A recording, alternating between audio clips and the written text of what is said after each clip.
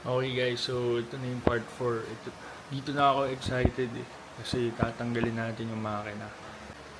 Dapat ma-ready ko tong makina kasi bukas pupunta yung tropa ko. Tutulungan niya ako magbaba.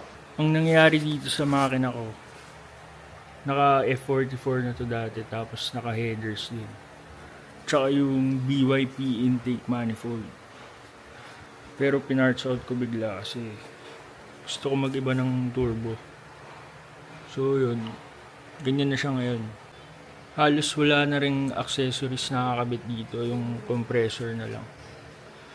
Tapos yung injector niya nakakalas na rin. Kasi papalitan ko rin yung nozzle niyan.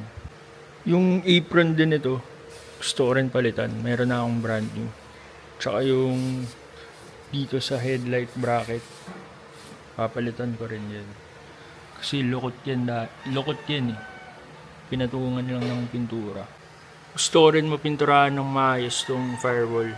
Kasi pag tinignan mo, kita pa yung orig paint dun sa likod. Kaya okay talaga na tanggalin na lang tong makina. Naka-aluminum rod na pala ako guys. Tsaka 2 electric fan. Dinilit ko na yung clutch fan yan.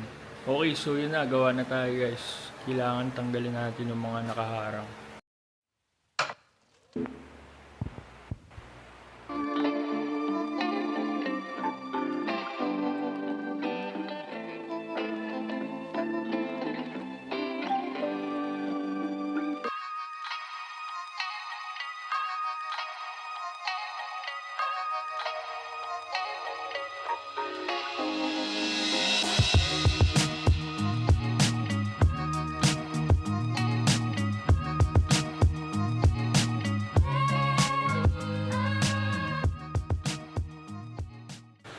Ready na to guys, tinanggal ko yung cowl para maluwag, tapos yung harness na bunot ko na rin.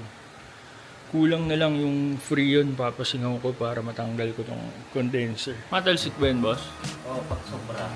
Tinanggal ko to, hindi na yan puputok. Hindi na po, wala na po. Mayroon ako sir sabi yung 12. Ito boss Ang tatanggalin ko po yung compressor. yung linya, Ano pag lagay niyo po dito? pababa yung makina. Ay, hindi po. Dito lang po yung compressor. Wala pong problema. Igigilid mo lang. Opo, may gigilid po natin ito. Na hindi nila po magalaw yung compressor. Kaso pipinturahan to eh. Lahat po? Oo. Ay, sige, tanggal na naman. Oo. Lahat pala. Parang re-restore pala panibago. Uy. Ulitin ko. Ako lang gumagawa. Okay. Naggagawa rin ba kayo nito? Pinapagawa lang yan sir sa labas.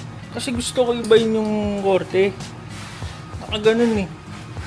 Hindi ba pwede pa baba to? Pwede naman po. Sa ilalim Tapos sa- dito? Opo. Pwede naman po. Babagoy lang po itong fittings. Saan sa kamyas yun? Sa may, alam mo sir, yung ano, yung Hindi, okay na yan, boss. Gasolinahan doon. Tutuloy. Ito na isa. Yung gasolinahan doon sa may ano, sa may... Petron? Oo, yung tawid nun. Yung kabila. Dalawa magkadikit po yun, pero doon lang po gumagawa sa kabila. Saan yung putol yun dyan? Dito po.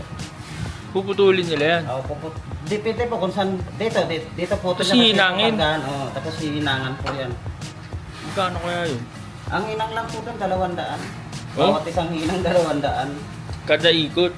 Hindi po. Pagka isang dugtong na ganito, 200. Kunwari dito pa. Bali 400 po yan. Kung ano. Kasing pangit eh oh. Oh, yan po kasi yung design ng original niya. Oo. Nandito sa ilalim. Ito gusto ko nakatutok sa baba. Ayan po, pwede naman po ibaba. Yun, thank you boss. Tinuloy mo na yung gagawin ko. Ay, okay na. Okay na tong freon. Yan lang pala yun. Kala ko mahirap eh. Yun lang, wala ako nung sinaksak ni boss dyan. Kaya hindi ko rin gawa.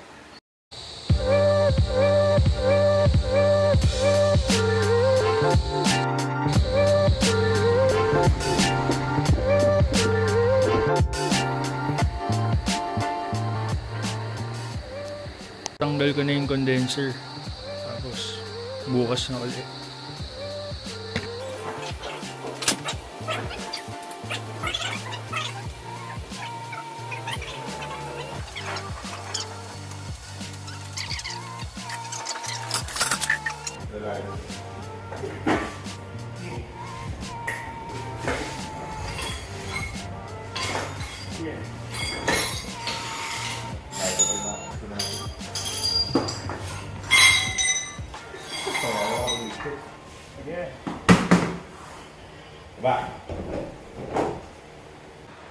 Okay guys, so natanggal na namin.